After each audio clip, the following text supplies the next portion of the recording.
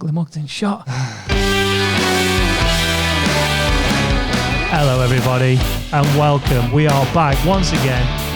The 17th best cycling podcast in the world. It is, of course, the Gruppetto 2.0 with me, Christopher Pritchard, and my ever faithful co-host, Cameron Jeff. Are we not up to Gruppetto 3.0 now? Because we've had another little hiatus. No, that'll happen when you leave and I'm here on my own. Oh, okay. Facts. The next episode, because my contract's up after this one. Oh, is it? Yeah, as Tim told you. No. All right, okay. No, that's news to me. So everybody, that's the first exclusive today. Cameron is going to be no longer on the Gruppetto. I'll be returning with my new best friend, Rowan Dennis. You jealous? No. I think we should try and get him on. Do you think he'd come on? I reckon he would actually, yeah. He's the kind of guy I want to be friends with. Yeah, he just seems like a bit of a lad, doesn't he? Yeah, I know people give him a bad rap for storming off during the Tour de France and doing things his own way. But I kind of like that about him. Yeah, like he gives zero fucks, doesn't he? He gives zero what? Fucks. Fox. Silver Fox. Right then, Cameron, welcome back. It's a pleasure. You good? Yeah, I think so. I'm good. Bit tired today from riding yesterday. But doing a lot of riding, are you? A lot of riding, a lot of hard riding, fast-paced riding. I don't know where we're going with this. Nah, it's been a while, hasn't it, since we've done this. Bit rusty. Yeah, no. Obviously, there's no, still no racing or anything. There's still nothing to kind of train for or aim for. So, I decided that I'm definitely the type of person that I'm a lot more motivated when I've got a goal. Working towards something. There's some guys which you can see that they just enjoy training and they enjoy regardless of there being an end goal to the process. They just enjoy working hard, whereas I definitely still enjoy working hard, but I like training when I've got something. Working hard towards something. Yeah, exactly. So it's been quite hard to.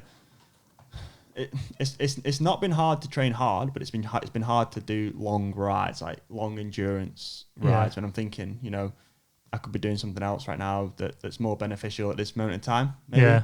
I decided that last couple of days I'd just start going for KOMs and just trying to clean up some KOMs around my local area. Are you the new com hunter then? Is that what you're saying? Yeah, I mean I've not got that many comms. I was looking the other day on my Strava, and one of my mates I go riding with, he loves a good KOM, and I think he's got 23 pages of KOMs now. 23 pages? Yeah, and there's 20 comms on each page. So that's like what? Do it. 400 and something comms. And I think I've only got like 5 pages or something, so I need to... You've got 5 pages of comms? I need to up my game. I've got like 3 comms. Jeez Louise. But I'm a racing cyclist, mate. You're not anymore. No, I know. So I think just to kind of stay motivated and do something, some sort of competitiveness in my life. So you're going out there with the intention of beating them, or are you just going through them and then seeing if you get any at the end of a tough ride? No, I think nowadays KOMs are that fiercely competitive. You have to go out with a target in mind, and you do realise that you're putting yourself up against old Trevor that's just coming back from work. Mate, not around me. I tell you what, around me you got the likes of Matt Holmes, Rich Hanley, Ian Bibby, James Gullen, all those boys that just clean up all the KOMs. Oh, okay. So it is pretty competitive. Yeah, very competitive. But nah, like on my Wahoo, I can star the segment. So when I'm doing the segment in that moment in time, it tells me if I'm ahead or if I'm behind schedule, and it's just nice to have something to go for, isn't it? So there you go. If you want to be a com hunter like Cam, you need to go and buy yourself a Wahoo Roam. And you need Strava Premium. And a Wahoo Roam. No better combination. How much do we get for that? Absolute. Yeah. So what are we talking about today, mate? Win your dream bike. Let's do it. So from this point onwards until we say otherwise, #ad. Well, it's not an ad, is it? Because it's our own venture. You know, we're not promoting someone else. No, I know, but it's our own thing. You know, we're just talking about what we've been up to in our new. Yeah. And try and somehow subliminally force the listeners and viewers to go and buy a ticket. If they want to be in with a chance of winning one of the 5 great prizes, including £12,000. Whoa. You're like a 19-year-old with his first girlfriend wanting to get to the end straight away. 19? Were you 19? No. How old were you? Younger than that. How old? Younger than that. 16. Come on, right. Anyway. How old were you? Younger than that. What, younger than 16? Be careful what you say, boy. Win your dream bike. So... I don't know, actually. How old was I? Bullshit. I don't know. Old enough to know better, put it that way. Young enough to get away with it. But everything's legal. Yeah. All right? Oh, yeah. Yeah. I've never been with... Right, let's just leave it. Yeah. Jeez.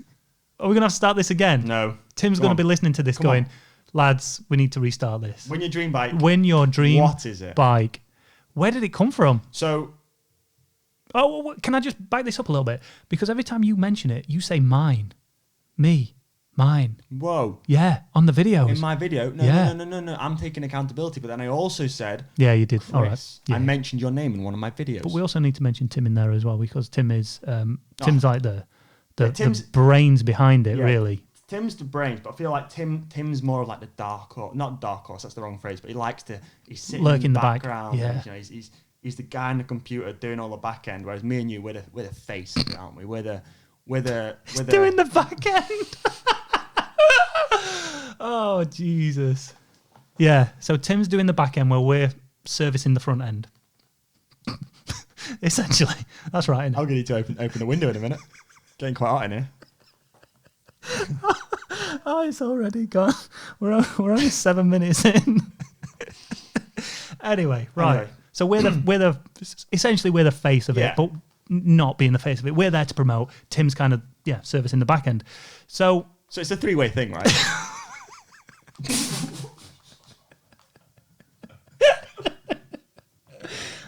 Yeah, it is. Which is weird. Yeah, I've never been part of. Right, hold on. Hello, everybody. Welcome to a brand new episode. We started again. No, we're just cutting in. Right, let's talk about winyourdreambike.co.uk.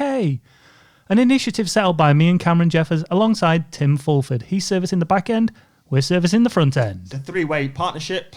Yep, a trifecta. And any more than 3 is a crowd. Talk about it. Jeez, come on.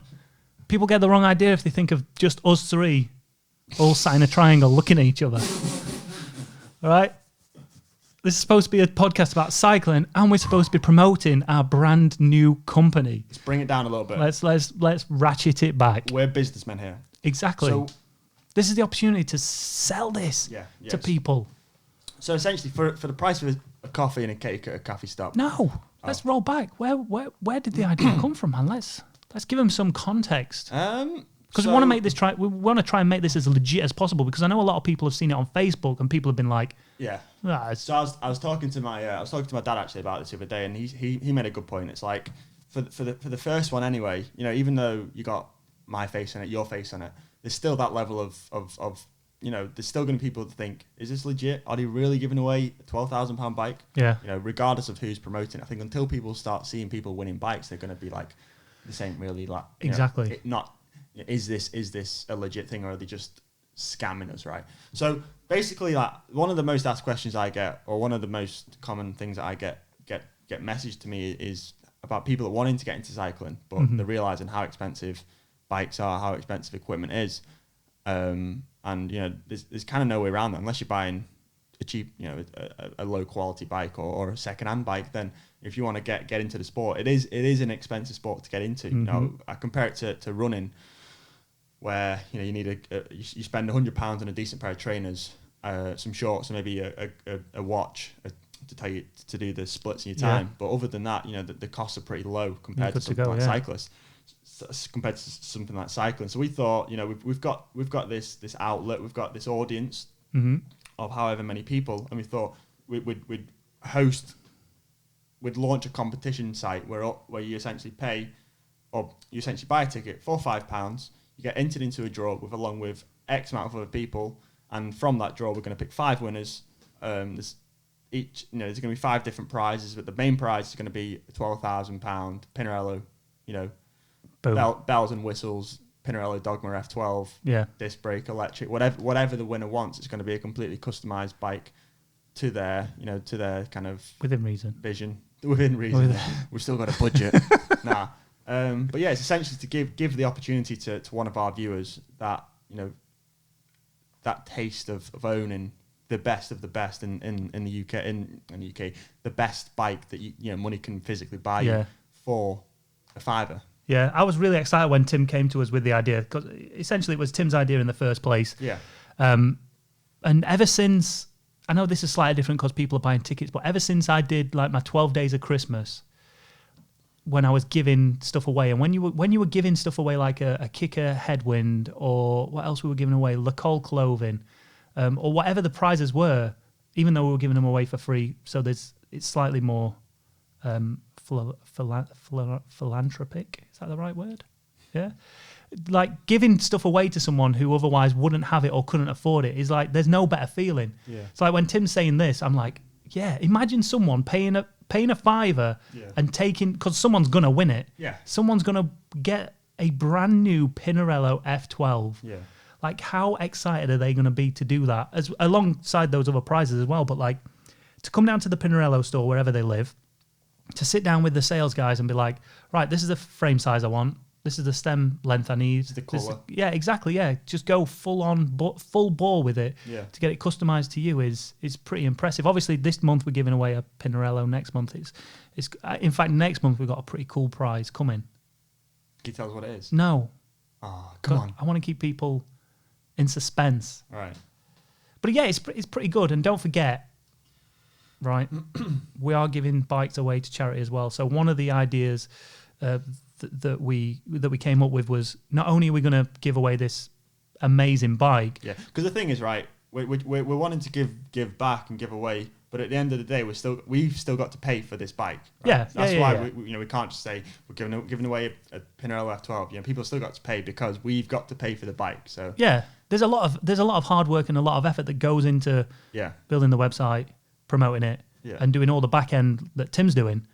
It's not, everything doesn't come for free. It'd be nice if it did, and we could give away stuff for free.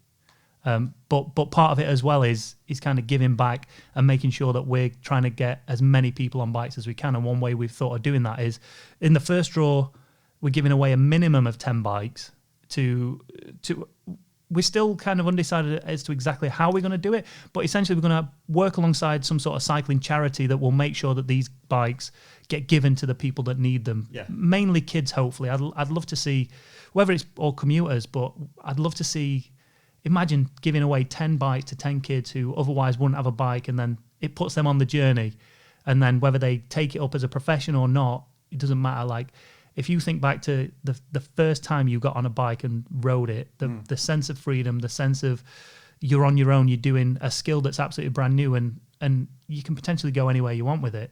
Yeah, exactly. I think that's kind of one of the key things that we need to get across to people, that yes, someone's going to win a dream bike, another person's going to win a full Wahoo ecosystem, another person's going to win a year's supply of Pongo socks, another person's going to win a year's supply of Lacole clothing, and another person's going to win a year's supply of Kendall Mint Company nutrition. But then on top of that, boom, 10 people minimum are going to receive a brand new bike, which is bloody cool. And that is the reason why you should go and buy a ticket. If you're over 18, you live in the UK, go and register over on the website, winyourdreambike.com.co.uk, whatever you want to call it. It all goes to the same place. Register your details, answer the skill-based question.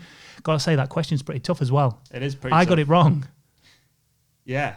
I didn't enter, but when Tim said, this is the question, what's the answer? I was like, it's that. And I got it wrong. What is the answer? I'm not telling you. But you've got to read, I'll say you've got to read the question. Yeah. Don't fall into the trap that I did. Yeah. Yeah. Read the full question. Read the full question. But another thing, someone messaged me this yesterday. I got an email saying that they were 16 years old, but they wanted to enter. So was it okay if their parent entered, but they came, but the 16-year-old came to the bike was for them. For them in London, and but I think what we'd say is get your parents to enter, With the permission. Obviously, if you win, your parent has to be present in London, but you can also come with them. Yeah, but you can't just come on your own as a 16-year-old. The person who wins the prize has to be there. Yeah, and then if they want to customize that bike for their kid, then and donate it to their kid, then that's fair enough. Yeah, amazing. Money can buy it, but you need a bloody lot of money to buy that. Yeah, I couldn't buy it. There's a prize coming next week though, where money can't buy it. Really? But again, everyone has a price, so you potentially Everyone has a price. Everyone has a price. What does that mean? It's a quote from the $1 Million Man in WWF, probably before your time. Everyone's got a price. It means everything can be bought. Tell me I'm wrong. Oh shit. Facts. See, you can't. Facts. Mate, there is stuff. There is things like dignity. Yeah. Now, mate, there's some guy. Right, there's some guy who lives in like Abu Dhabi. Right, he owns some custom Ferrari. There's only 4 of them in the world or something. And I bet he's got that much money. Mm-hmm. He would never sell it, regardless of the price.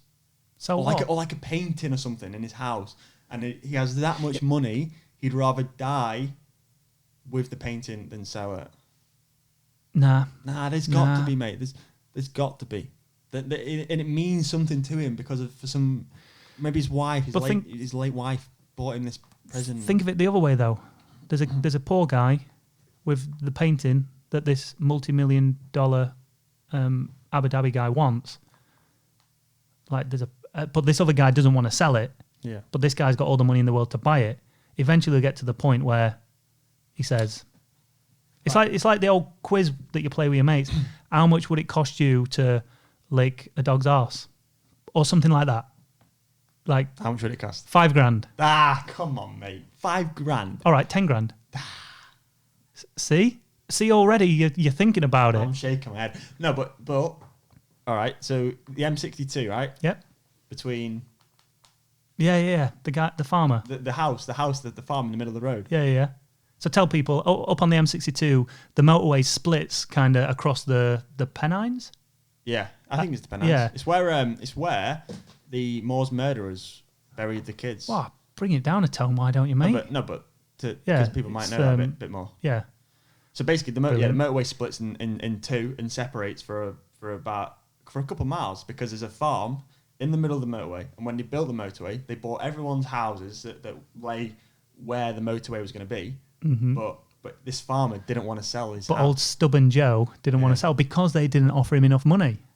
Surely the amount. Think how much extra it's going to cost for them to make this motorway that goes around his house, and the extra infrastructure and planning to go round, and the extra road they're going to need to go round his house. Like it's got to be. I reckon they offered him decent money, and he's just like, "No, I'm not selling my house." So how much would it cost if I own that house? Like if someone said to you, "There's £2 million to move house." No, but he might own 1,000 acres of land with that house. We don't know. You mean context, Chris? All right. But whatever they offered, surely what they offered him must have been above and beyond. Yeah. Like the cost of it all. They would have, because they would have had to compensate him in some way. Yeah.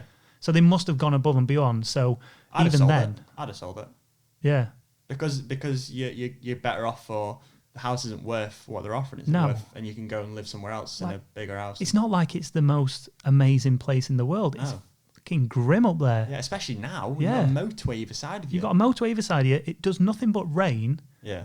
But you're sat there, old stubborn Joe, in your rocking chair thinking, I got them. But do you think... man. Or is he sat there thinking, F-U-C-K, I should have took the money? Because do you think maybe he thought at the time... I'm going to keep saying no. They're going to keep raising the price, and eventually I'm going to get 5 million quid for this £500,000 property. Yeah. And they just went, you know what, Joe?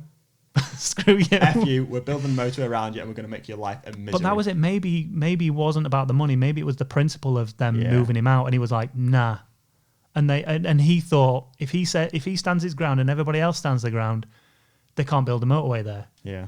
But then everyone, one by one, they all went, actually, Joe, we're going to sell up now. I could do with the money. Yeah. And then all of a sudden, Joe's on his own going, shit. Because you're never going to sell that house now, are you? Oh, mate, no. Not in a million years. But what I want to know is, what's your price? Everybody's got a price. What's your price? What's your price to go mainstream, Cameron, and appear on ITV? Nothing. See what I did there? I see what you did there, and I'm going to answer with nothing. Because you didn't get paid for it? Didn't get paid a penny. Bloody hell. This is, if anybody doesn't know what we're talking about, Cameron recently appeared on the mainstream media outlet ITV Sport alongside Lantern Rouge. I covered this in a news story because I thought it was pretty big. The fact that ITV, a British-based company, I guess, is using a Australian YouTuber to kind of talk about Chris Froome leaving Team Ineos. And they brought alongside this guy who throws darts into maps and rides Boris bikes up Alpe d'Huez to dissect it. Apparently, ITV actually asked Pat Lantern Rouge to ask me to be on it. It wasn't Lantern Rouge saying, "Let's get Cam on." Get Cam on. It was ITV wanting me. I'm thinking, I don't know anything about cycling. Well, we know that. We saw it from the. Can I just play this clip?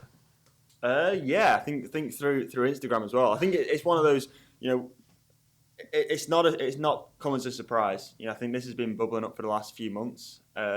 He's had links to Israel Cycling Academy for a couple of months now, even though. Sorry, what? He's had links to what team is that? All right. We made a bit of a mistake. We've all made them, Chris. Hey, I still keep calling McLaren Merida. Because it just comes off the tongue so much easier.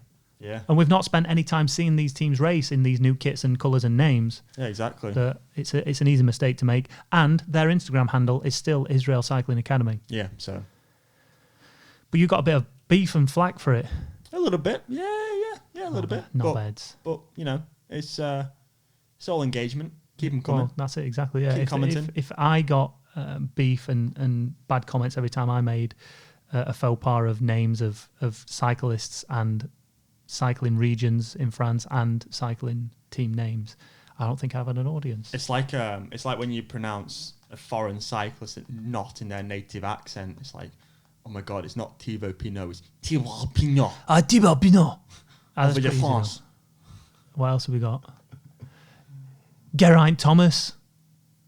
It's pretty easy, that one, isn't it? Apparently, I got Duel's name wrong. I pronounced his name wrong. Which one? His first name? I don't know. Owain. Owain? Owain. Owain? Owain. Owain Duel. All right, big timer. I don't care if he's world tour. I like Owain. He's a good lad. No, he is. But I'm saying like people know what I'm talking about. Oh yeah, Owain yeah. Duel. Owain Duel. Yeah, you can't really get that name mixed up with anybody else's in the world. If you're getting upset about that, then go and start a new hobby. I'm sorry. I do apologise, but go and start a new hobby or something. Take up golf. So what do you think to that then? Pretty cool that you ITV are coming to like him and you to get your opinion on it rather than going to Ned Bolton, David Miller. Yeah, well, the people that they use. I think they're just wanting to get a bit more involved within kind of the social media world, aren't they? Rather than the kind of conventional commentators and stuff. And yeah, it was a cool opportunity, but it was weird because it's only like I got asked about 5 hours before we're doing it. Did I want to do it? And I was just in my room. I didn't want to do it. Why would you not want to do it? Who said I didn't want to do it? You just said I didn't want to do it. No, I said, did I want to do it? All right, I got asked 5 hours before, did I want to do it? It sounded like you said I got asked 5 hours before, didn't want to do it. Listen to me. Go on, carry on. And I was just in my room on my laptop, talking to Lantern on Skype, basically. So, it didn't really feel like we're doing anything special. Yeah. But then it's ITV posted it on Twitter and YouTube and stuff. So yeah, it's cool, man. It's cool. It's all of these opportunities that I'm getting at the minute. It's weird. Yeah, it's really weird. Can we talk about the other thing that you've done recently? Which was no. Oh, okay. I don't think so. Okay. Yeah, that's weird as well. People will find out. We'll talk about that when it comes out, and we'll I'll talk about it. But like, I still it still blows my mind. Like people ask, like, do you get used to doing that sort of stuff? And it's like, no. Like, do you even get used to having the job that you've got? No. The majority of people are. Oh, it's like when my at work or in an office. It's like, yeah. So I've recently moved out, and it's like when my neighbours are quite elderly. It's like they asked me the other day what do I do, because like basically I'd go out training and I'd just stay at home for the rest of the day playing COD. No, editing videos and of course, stuff. Yeah, all those 2 videos that you release a month. Go on, carry on. Do you want to have a scrap? I'm up for it. I'm down for scrap. I'm well up for it, dickhead. Leave a like if you want to see a scrap. We should do a boxing match. Oh, mate, you wouldn't want to do a boxing match. I will flatten you. I can bring in a ringer, though. I've been boxing since I could walk, mate. I haven't really. I'm trying to be hard. But part of me thinks maybe you did because your brother boxes. Yeah, no, I used to do a bit of actually. So when me and my brother, he's the same age as me. So when me and my brother were younger, we're both the same sort of age. So we were always like arguing and fighting and stuff. So my dad eventually. He said, look, if you want to argue, if you want to fight, then you can fight. But I'm going to buy. So he bought us both a pair of boxing gloves each and a helmet. And he said, look, if you want to fight, go in the garden, start fighting. First one on the floor is the loser. Brilliant. And like as an 8-year-old, that ego and pride, you were straight on it. Oh yeah. And needless to say, he's a professional boxer now, and I'm not. But did he get sparked out first time? Oh, I mean, I feel like it was pretty even. Yeah. Pretty even. Is he young? He's older than you? No, he's year younger. Right. So yeah, you got beat up by your younger brother. This is a hell of a tangent. What are we even talking about? Oh yeah, my neighbours asking me what my job was. Yeah. How do we get there? Because you said you wanted to fight with me. Oh yeah. Why did you want to fight again? Don't know, because you were being cheeky. Yeah, my neighbours were trying to explain to them that like I work on the internet and I make videos. It's like they're like, oh right. It's always the same response. Yeah. Oh right. Like people have no idea. Like the younger generation would go, "Fuck it, that's cool. That is." Yeah. Well, that's what I want to do. Another kid messaged me saying, "Hey man, love the vids. I live next door to you." Really? I don't think you do. I didn't recognise. They're definitely not my next, my immediate next door neighbour. But that's weird. That is weird. But yeah, I do always think like when I'm riding around like on my little electric bike that I bought, riding around my village on it. I bet people think like, "What is this guy doing?" Yeah. Like, but yes. There is a living out of doing stupid on the internet. Yeah, my brother's girlfriend was around yesterday actually, and we were sat at the table and I was talking about what videos I've got coming up, and she's just sat there laughing, like, this is your job. Yeah, yeah, pretty much. Yeah, I get paid to ride about on a little electric bike. But you don't take it for granted, do you? No, that's the main thing. That is the main thing. Humble. Nah, you approach it like a normal job. Like someone said to me once, "Do you worry about ever becoming not relevant and losing the views?" And I said back to me, but it's only like having a normal job, right? If you're not performing, if you're on a production line and you're not making enough pairs of shoes, your manager's going to come to you and say, "Look, Chris, clean up your act. Otherwise, we're gonna have a problem here." Yeah. And it's the same situation. If I'm not constantly working to make 2 videos a month, to diversify and to jump on new trends and to stay relevant and stuff, then it's only like having a normal job, isn't it? If you get complacent and lazy, then you're going to pay the consequences for that. Yeah, I think if you'd have carried on doing your daily vlogging, exactly, you would have seen a decrease in revenue, and then you kind of look around as to what you need to do. Yeah. Do you go and get a normal job and just you do it as your hobby? But that's the one good thing about what you did. You kind of flipped it on its head, started doing other stuff, and boom. That's doing all right. That's doing all right. Well done. Shall we wrap it up? Let's do it. All right. So what's the one thing that everybody has to go and do now? You head over to winyourdreambike.co.uk, answer the question, get your ticket, and on the 31st of July, you could... 30th of July, I think. 30th of July. It closes on the 29th. All right, close on the 29th. You've got now until the 29th of July to get your ticket. You can win with a chance of winning a Pinarello F12 dog mode disc, bells and whistles, and you can come see us in London. Yeah, and we're going to be doing the draw live on this channel and the Facebook page of Win Your Dream Bike. So if you've not gone and like that yet, go and do it, because we gave away a Roam, a brand new Wahoo Roam, just for the fun of it. And we could be doing other random things like that. We want to try and give as many people. Who was the winner? It was someone, Mr. Black. Yeah. Thomas Black. Tom. Boom. Tom Black won the Roam. Well done, Tom. Well done, Tom. We'll report next time on the next podcast who is the winner of the first winyourdreambike.co.uk. Thanks for tuning in. Thanks for listening. Hit that like button, hit that subscribe button, leave us nice comments. And if you're wondering why we didn't cut to Cameron Jeffers halfway through that, it's because his camera died, but we got it back in the end. See ya. Ciao.